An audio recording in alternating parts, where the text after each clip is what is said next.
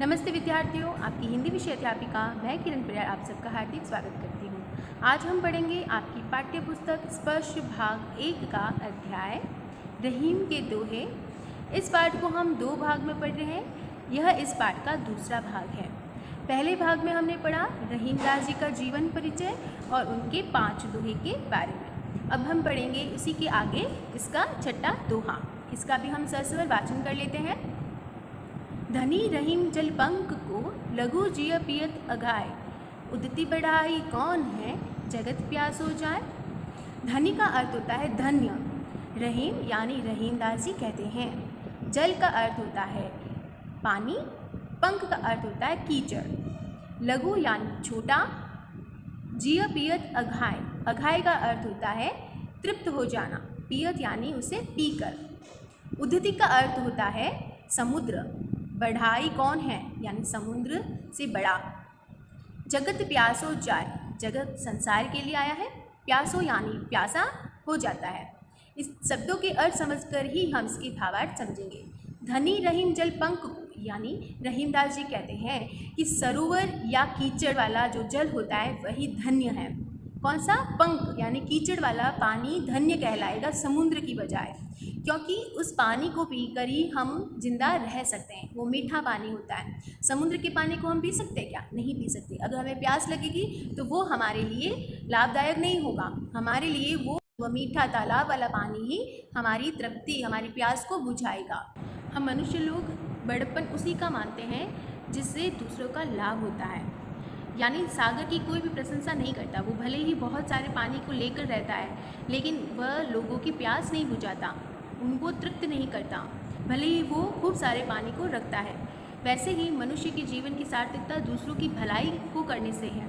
यदि कोई व्यक्ति धनवान होगा लेकिन दूसरों की भलाई नहीं करेगा तो फिर उसका धनवान होना व्यर्थ है। वैसे ही समुद्र के पास खूब सारा पानी है लेकिन वो पानी पीने योग्य नहीं है, इसीलिए वो किसी की मदद नहीं कर सकता। तो हमें क्या करना चाहिए? हमें लोगों की भलाई करनी चाहिए, उनके दुखों को दूर करना चाहिए। जितना हो सके हम किसी के काम आए वैसा बने। तो धनी कौन है? जो दूसरों की मदद करता है। दिखने वाला धनी धनवान नहीं होता। इसलिए हम इसकी एक बार भावार्थ देखते हैं। रहीम दास जी कहते हैं कि कीचड़ में पाया जाने वाला वह थोड़ा सा पानी ही धन्य है, क्योंकि उस पानी से न जाने कितने छोटे छोटे जीवों की प्यास बुझ जाती है। लेकिन वह सागर का जल बहुत अधिक मात्रा में उसके पास होता है, पर वो व्यर्थ होता है। वो किसी की प्यास नहीं बुझाता। उस जल से कोई भी तृप्त नहीं होता। इसीलिए मनुष्य के जीवन कब सार्थक होगा? जब वो दूसरों की भलाई करेगा। अब देखते हैं इसका अगला दोहा। नाद रिझी तन देत मृग, नरधन देत समेत, ते रहीम पशु से अतीत, रीजे हूँ कछु न देत। यहाँ पर नाद का अर्थ होता है संगीत की ध्वनि। रिझी यानी मोहित हो जाना, उसको सुनकर खुश हो जाना। तन का अर्थ है शरीर और मृग कहा गया है हिरण को। नर कहा है मनुष्य को, समेत यानी सहित। तो क्या अर्थ कह सकते हैं हम कि जिस प्रकार से संगीत गीत को सुनकर उस मधुर ध्वनि से हम प्रभावित हो जाते हैं, हमें आनंद की अनुभूति होती है, वैसे ही मृग उस ध्वनि से प्रभावित होकर उसकी तरफ दौड़ा खींचा चला जाता है। यानी वो उस नाद पे इतना रिझ जाता है, इतना मंत्रमुग्ध हो जाता है कि वो अपने तन यानी शरीर को भी न्यौछावर कर देता है। अब इस उदाहरण से समझाने का प्रयास किया जा रहा है कि किसी की ऐसी कला, ऐसा गुण जिससे प्रभावित होकर, उससे मोहित होकर मनुष्य उस पर प्रेम सहित धन अर्पित कर देता है। यानी किसी कलाकार की कला को देखने के लिए जब हम जाते हैं तो हम उसकी कला से प्रभावित हो जाते हैं, तो हम उस पर पैसे डाल देते हैं, है ना, उसको कुछ रुपए दे देते हैं, आर्थिक उसकी सहायता कर देते हैं। परंतु वे मनुष्य जो पशु से भी अधिक भय दिखते हैं, यानी जड़ है, जो किसी पर रीझ कर भी उसे कुछ नहीं देते, अगर वो उससे प्रभावित है लेकिन उसके बदले में उसको कुछ रिटर्न नहीं करते, सिर्फ लाभ उठाते हैं, तो वे व्यक्ति, वे मनुष्य पशु के समान, तो क्या पशु से भी जड़ है। तो इस उदाहरण से हमें समझाया है कि हमें भी, अगर हम किसी कलाकार की कलाकृति को देखते हैं या हम किसी चीज़ का उपयोग करते हैं तो हमें बदले में उसे कुछ देना आना चाहिए।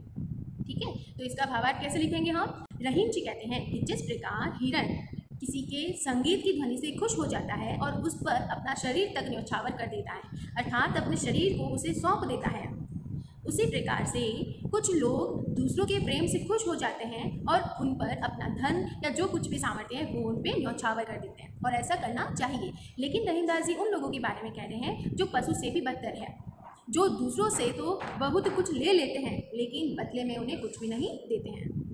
इसके आगे का दोहा देखते हैं। बिगड़ी बात बने नहीं, लाख करो किन कोई, रहीमन फाटे दूध को मथे न माखन होय। बिगड़ी का अर्थ होता है बिगड़ी हुई बात। जब हम किसी के साथ व्यवहार करते हैं और वह बात अगर बिगड़ जाती है और उसके बाद में हम चाहे कितना भी प्रयत्न करें कि वो संबंध आपस में ठीक हो जाए, वो बात वापस से सुलझ जाए, लेकिन वो वापस नहीं सुलझ सकती। यानी चाहे कितना भी लाख प्रयत्न कर लो, वो बिगड़ी हुई बात नहीं सुधर सकती। रहीमन फाटे दूध को, इन्होंने इसी बात को समझाने के लिए उदाहरण दिया है फटे हुए दूध का। यानी जब एक बार दूध फट जाता है तो वो पहले के रूप में नहीं आ सकता। तो कोई भी कितना भी प्रयत्न कर ले अपनी बिगड़ी हुई बात को कभी नहीं बना सकता। और रहीमदास जी इसी फटे दूध के उदाहरण से समझाना चाहते हैं कि आप उस दूध को चाहे कितना ही मत लो, कितनी देर तक मत लो, लेकिन उसमें से अब वापस मक्खन नहीं निकलेगा।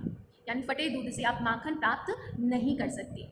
इसलिए यह प्रयास करना चाहिए कि आपकी बात बिगड़े ही नहीं। आपको यहाँ पर धैर्य रखना चाहिए, किसी भी कीमत पे आपस में अनबन ना हो, वैर विरोध भाव ना हो, झगड़ा ना हो, वरना इसका जो दुष्परिणाम आपको भुगतना पड़ेगा और उसके लिए आपको तैयार रहना पड़ेगा।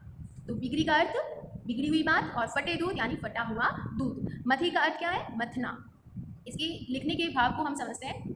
रहीमदास जी कहते हैं कि कोई बात जब एक बार बिगड़ जाती है तो लाख कोशिश करने के बावजूद उसे ठीक नहीं किया जा सकता। यह वैसे ही है जैसे जब दूध एक बार फट जाए तो फिर उसको मथने से मक्खन नहीं निकलता। इसके आगे के दोहे से हम क्या जानते हैं, देखते हैं।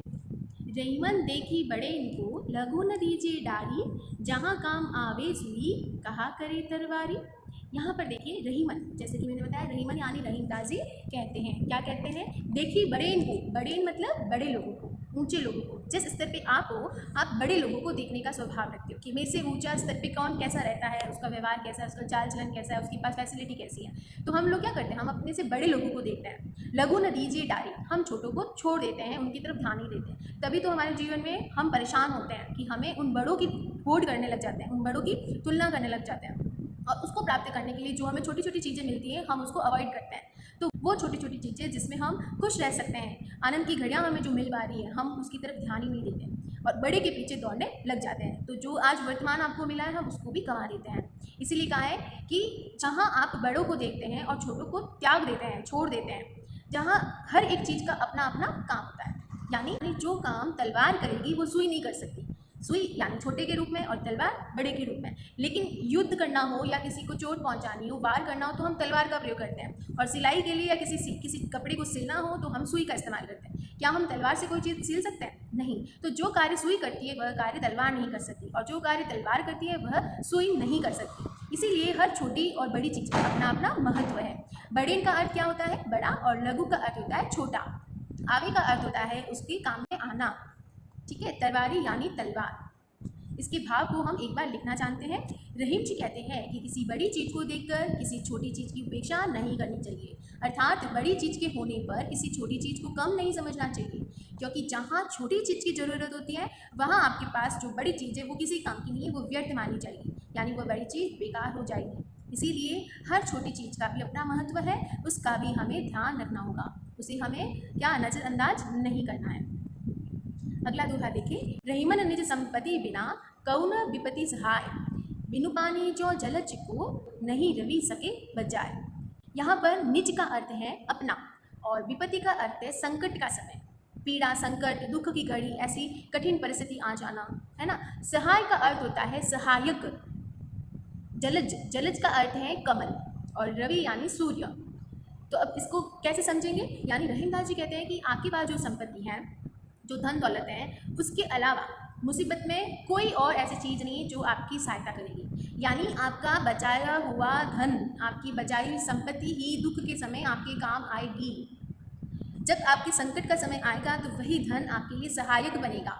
जैसे पानी के बिना कमल, जैसे क्या कहा है, उदाहरण दिया इन्होंने अच्छा, कि पानी के बिना कमल को सूर्य भी नहीं बचा सकता। उस कमल को पानी की आवश्यकता के साथ साथ सूर्य की भी आवश्यकता होती है, यानी वो सूर्य से ऊर्जा ग्रहण करता है, सूर्य कमल का पोषण करता है। तथापि पानी जो है वो अगर नहीं होगा तो कमल सूख जाएगा। इसी प्रकार से रहीमदास जी समझाते हैं मनुष्य को कि उसको बाहर की सहायता चाहे कितनी भी मिल जाए, किंतु उसकी वास्तविक रक्षक उसकी खुद की निजी संपत्ति होती है। यानी हम चाहे कि हमारे बहुत सारे मित्र हैं या बहुत सारे ऐसे स्रोत है जहाँ से हम संपत्ति इकट्ठी कर सकते हैं मुसीबत के समय, लेकिन हमें उस पर भरोसा नहीं करना है। हमें अपनी खुद की संपत्ति अपने लिए संजो कर रखनी है। अगर विपत्ति आए तो हम अपने लिए अपनी संपत्ति का प्रयोग कर सकें, क्योंकि अंत में क्या होता है, अंत में कोई भी आपकी मदद के लिए आगे नहीं आएगा। तो इससे अच्छा है कि हम अपनी संपत्ति अपने लिए बचा कर रखें। भावार्थ कैसे लिखेंगे कि रहीमदास जी कहते हैं कि जब आपके पास धन नहीं होता है तो कोई भी विपत्ति में आपकी सहायता नहीं करता। यह वैसे ही है जैसे यदि तालाब सूख जाता है तो कमल को सूर्य जैसा प्रतापी भी नहीं बचा सकता। उसका रक्षक सूर्य है, लेकिन पानी अपनी जगह उसके लिए लाभदायक है। तो कमल के लिए पानी का होना भी उतना महत्व रखता है, क्योंकि पानी उसके पास में है तो पास वाली संपत्ति उसे जिंदा रखेगी, चाहे सूर्य के लिए वो कितना भी पोषक वाला क्यों न बन जाए। अगला दोहा देखिए, रहीमन पानी राखिए बिनु पानी सब सून, पानी गए न उबरे मोती मानस चून। यहाँ बहुत ही अच्छी और महत्वपूर्ण बात समझाई है। रहीमदास जी कहते हैं कि अपने जीवन में पानी रखना है। पानी रखना मतलब धैर्य रखना है, धीरज रखना है। अगर आपने अपने जीवन में धैर्य रख लिया तो आपको सच्चा सुख जीवन का मिल जाएगा, आपकी सारी समस्याएं दूर हो जाएगी। यानी उस पानी के बिना आपको सब कुछ व्यर्थ नजर आएगा। अगर आपके पास धैर्य नहीं है तो फिर आपका जीवन व्यर्थ हो जाएगा। यहाँ पर देखिए, पानी का अर्थ होता है चमक, दूसरा अर्थ यहाँ बताया सम्मान, और तीसरा अर्थ है जल। ये तीनों ही अर्थ इस दोहे में समझाया है पानी को लेकर। सून का अर्थ होता है व्यर्थ करना, उबरी का अर्थ होता है चमके हुए, यानी उसकी चमक को बताया है। मानुष का अर्थ है मनुष्य, और चून का अर्थ है आटा। अब तीनों ही उदाहरण, आटा, मनुष्य और मोती, इन तीनों के महत्व को समझाकर मनुष्य को भी समझाया कि आपके व्यवहार में क्या महत्व रखता है। बिनु का अर्थ है उसके बगैर, उसके बिना। सून यानी असंभव है, व्यर्थ है। जैसे इसके भावार्थ को समझते हैं, रहीम जी कहते हैं कि पानी का अपना बहुत महत्व होता है, इसे बनाए रखना बहुत आवश्यक है, क्योंकि इसके बिना जिंदा नहीं रह सकती। यदि पानी समाप्त हो गया तो मोती, मनुष्य और आटा, इन सब का महत्व खत्म हो जाएगा, बिल्कुल नहीं बचेगा। पानी यानी चमक। यहाँ पर देखो, जिस प्रकार से मोती के लिए चमक महत्व रखती है, यानी हम मोती कौन सा खरीदेंगे? अगर हम खरीदने जाते हैं तो वही चमक वाला मोती खरीदेंगे जो मूल्यवान हो, जो कीमती हो, उसकी चमक को देखकर हम आकर्षित होते हैं, तो चमकदार वाला मोती हम खरीदना पसंद करेंगे। वैसे ही जब आप मनुष्य की पहचान करोगे तो कैसे मनुष्य आपके लिए अच्छा रहेगा? जो आपका सम्मान करे, जो आपकी इज्जत रखे। और चून का अर्थ आटा है, यानी सूखा आटे से आप कुछ कर सकते हैं? नहीं। आप क्या करोगे? आपके लिए आटा कौन सा महत्व रखेगा? जिसको आप बेल कर रोटी बना सके। तो उस चून में भी आप पानी डालकर एक क्या बनाओगे? डो बनाओगे, आटा बनाओगे। तो पानी को इस तीनों उदाहरण में समझाने का प्रयास किया है। बिना चमक के मोती बेकार हो जाएगा, और जिसका सम्मान नहीं हो वह मनुष्य किसी काम का नहीं है। और पानी के बिना उस आटे को हम इस्तेमाल नहीं कर सकते, यानी उसकी रोटी नहीं बना सकते। तो ये तीनों ही पानी के बिना बेकार हो जाएंगे। इन तीनों उदाहरण से ये समझाया कि मनुष्य को अपने जीवन में विनम्र का स्वभाव रखना आना चाहिए। इसके भावार्थ को कैसे लिखेंगे? रहीमदास जी कहते हैं कि मनुष्य में हमेशा विनम्र पानी होना चाहिए, धीरज रखना आना चाहिए। पानी का दूसरा अर्थ है आभा, यानी चमक, तेज, जिसके बिना मोती का कोई मूल्य नहीं होता। और पानी का तीसरा अर्थ है जल, जिससे आटे का कोई भी प्रयोग नहीं कर पाएंगे, यानी वो आटा जुड़ेगा नहीं। रहीमदास जी इसके आगे कहते हैं कि जिस प्रकार आटे का अस्तित्व पानी के बिना नम्र नहीं हो सकता और मोती का मूल्य उसकी आभा के बिना नहीं हो सकता, उसी तरह मनुष्य को भी अपने व्यवहार में हमेशा विनम्रता रखनी चाहिए, जिसके बिना उसका जीवन जीना व्यर्थ हो जाता है। उम्मीद है बच्चों आपको ये पाठ अच्छे से समझ में आया होगा। फिर मिलेंगे हम एक नए अध्याय में। तब तक खुश रहे, स्वस्थ रहे, मस्त रहे। धन्यवाद।